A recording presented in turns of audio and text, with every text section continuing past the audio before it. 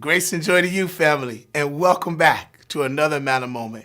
It's Pastor, and I want to just take the time to thank you.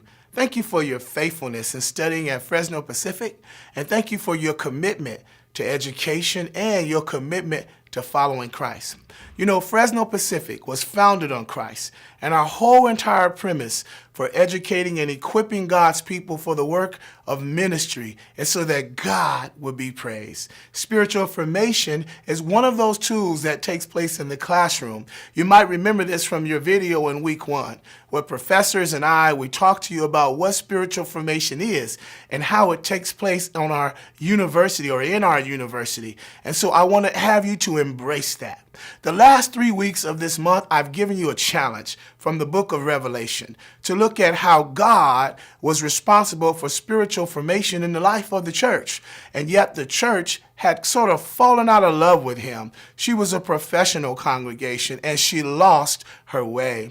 But God saw her, was intimately involved in a relationship and called her back to be engaged in that love relationship. So I pray that this video series and all the video series from August of last year up until today have blessed you and enriched you and encouraged you.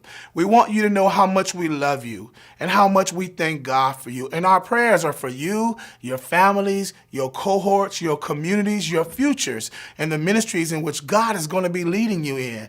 Please know this, that from the bottom of our heart, if there is ever anything we can do to spur you on to greatness, to help you become the sons and the daughters of God that you desire to be, that's what we aim to do. Call on us.